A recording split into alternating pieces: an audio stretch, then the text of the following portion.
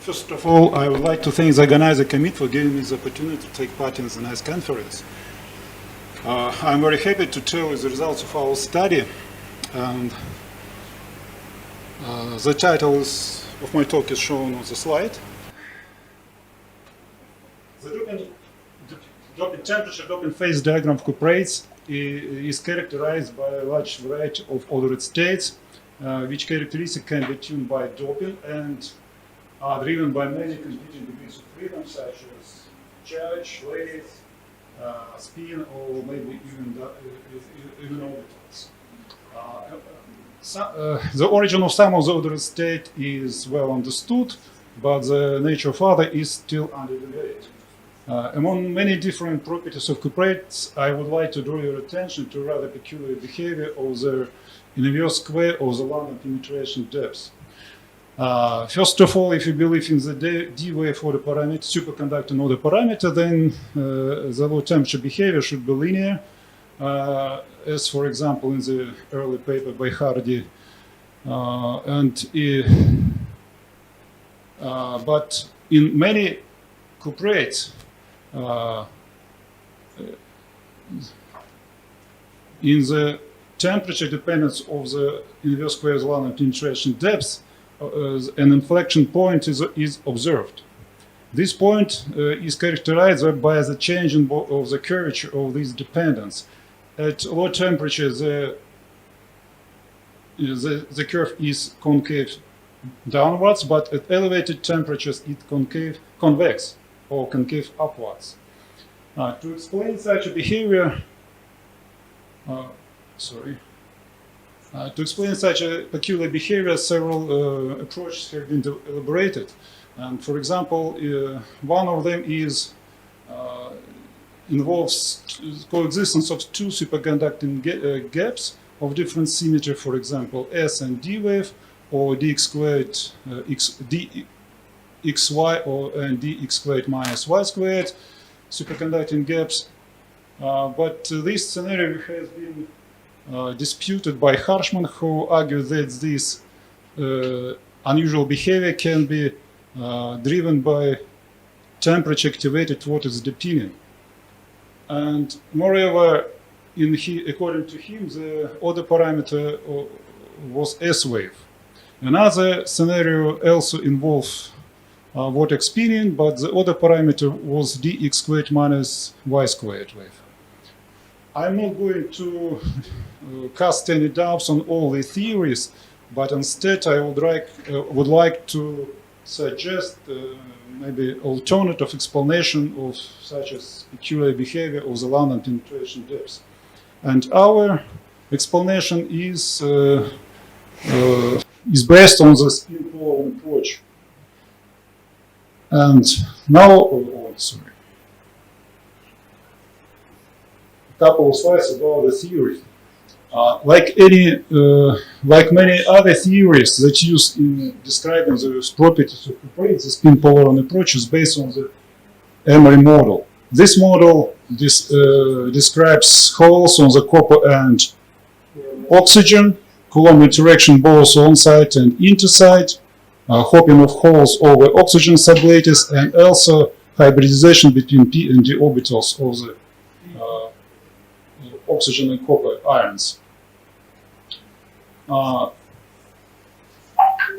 the limit of strong electron correlations, taking account the large value of hybridization or charge transfer gap and large value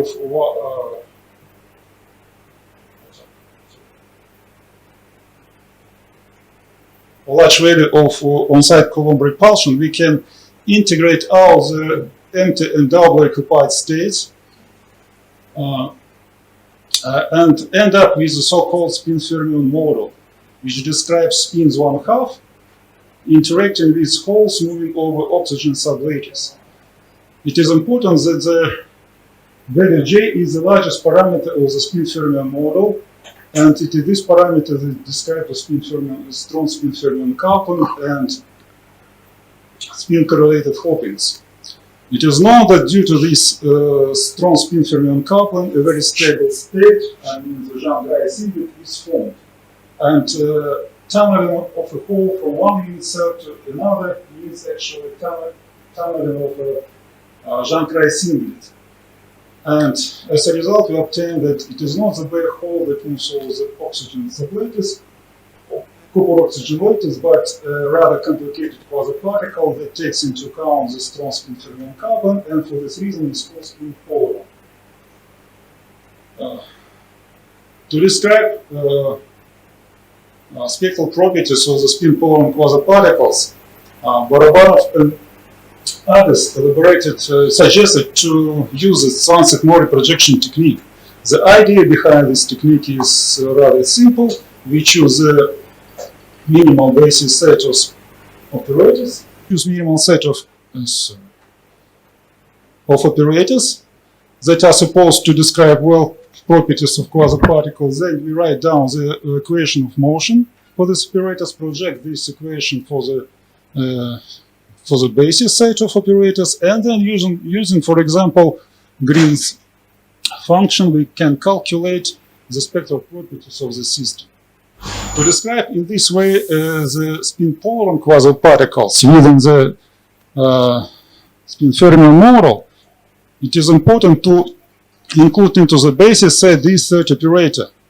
It is this operator that takes into account the strong spin fermion coupling. The first two operators are just second quantization operators related to the px and py orbitals. In order to describe the superconducting pairing anomalous average, we have to enlarge this basis set by another three operators, this one. And the most laborious part of the method is to calculate the matrix element of the energy matrix. In the superconducting phase, there are three. These matrices are of the sixth order. In this slide are shown some of the properties of cuprates that can be described successfully within the spin polaron approach. First of all, we can obtain the spin polaron band that is split down to the large value from the bare hole states, energy of the bare hole states. In the region of the pi/2 point of the Brillouin zone, there is a medium. It is this medium that results in Fermi surface in the form of the hole pocket at low doping. Then it was described the Fermi momentum evolution with doping, which exhibits a nice correspondence to the experiment results.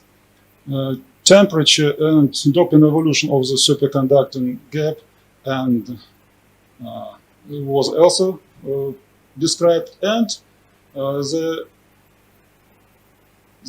evolution of the phase diagram with accounting for the Coulomb interaction was also analyzed.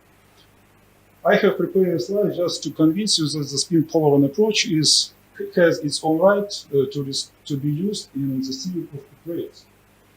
And if it so, the question arises, is it possible to describe within such a theory mentioned above the peculiarities of the London penetration depth? We know that the London penetration depth in cuprates is 10 times larger than the correlation length, and hence we can safely use the local London theory. In this case, the penetration depth lambda enters the linear coefficient between the supercurrent density and the vector potential. And to calculate this coefficient, one of the ways to calculate this coefficient is to take advantage of the parallel substitution, which renormalizes the Hopin integral, and then extract the linear correction with respect to the vector potential, as it was, for example, done in the paper by Remin and others. But unlike these authors, we don't change the exponent, we don't expand the exponent, but leave it as it is. And after, in this case, after doing the Fourier transform, we obtain the Hamiltonian of the spin fermion model, in which quasi-momentum k is replaced by k minus vector potential. Then, taking derivative with respect to vector potential, we come to the expression for the supercurrent density, where thermodynamical average have to be calculated in the superconducting state. And 1 over lambda squared, London penetration depth, is calculated as the ratio of the supercurrent density to the vector potential. On the left figure shown the temperature dependence of the 1 over lambda squared calculated within the spin-Polaron approach for 5 values of doping, and they are compared to the experimental dependencies from the paper by Panagopoulos for the same concentrations. It is seen that the temperature dependence of this value exhibits a monotonic decrease from maximum values at 0 temperatures to 0 values at maximum critical temperatures, and exhibit quite appropriate agreement with experimental one. It is important that for optimal doped and slightly over-doped compounds, an inflection point can be detected. On the right figure is shown this dependence for the doping x0.17, where this inflection point is most pronounced. And now the question is, what is the reason for this inflection point? To answer this question, we have to take the derivative of the supercurrent density with respect to the vector potential. As a result, a very large set of terms appears, and generally each of them have to be analyzed. But as shown our numerical analysis, only one of these terms is responsible for the inflection point, and this term is shown here in the red frame. Temperature dependence of this term is shown on the left figure by the dashed purple line, and at certain temperature exhibits a change of curvature. Green line represents the temperature dependence of the remaining term and show no inflection. Together, this term gives the resulting dependence, shown here by black solid line, and that can be compared with the experimental for the LS0, yes, for this LS0. To explain why this term behaves like this, we have to analyze this expression. First of all, know that f prime entering here is the derivative of the Fermi distribution function, and this function provides the main contribution. This function for the low temperatures is proportional to the delta function. This provides main contribution to the sum over k only from those regions of the Brillouin zone where epsilon 1k, it's a spin-Polaron band minus mu, and delta k vanish simultaneously. Simultaneously turns to 0. That is, regions where, in other words, the regions where Fermi surface and nodal lines intersect each other. There are 2 regions in each quadrant of the Brillouin zone, highlighted here by blue and red. It is important that Fermi surfaces of quasi-particles from these 2 regions are opposite in sign, and since these not Fermi surfaces, group velocities on the Fermi surface are opposite in sign, and these velocities enter this equation and also contribute with opposite sign. Separate contribution of states from these 2 regions to the resulting expression as a function of temperature are shown on this right figure. Contribution from states, blue states, is shown by blue line, and it has a negative sign and concave from downwards. And contribution from the red region as a function of temperature is shown by red line. It has they are positive and has a concave downwards form, and it is seen that they are competing. As a result of their competition, we have a resultant line shown by the solid black line here, and on the temperature dependence of the inverse square of the London penetration depth, we see the inflection point. And at last, in conclusion, let me read the main conclusions. It is shown that the inflection point in the temperature dependence in the inverse square of the London penetration depth incorporate high temperature superconductor can be described within the spin polaron concept.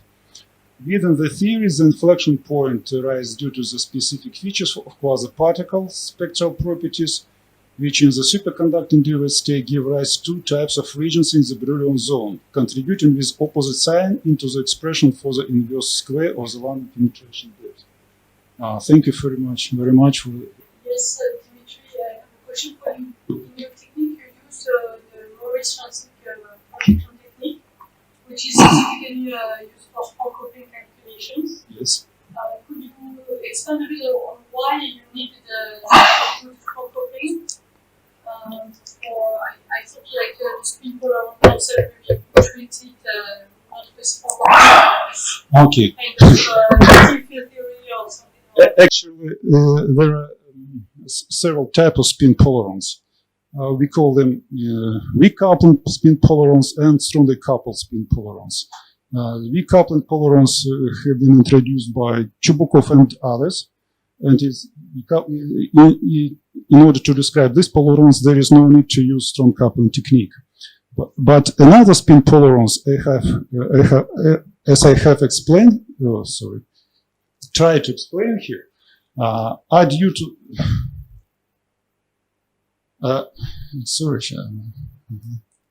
another way.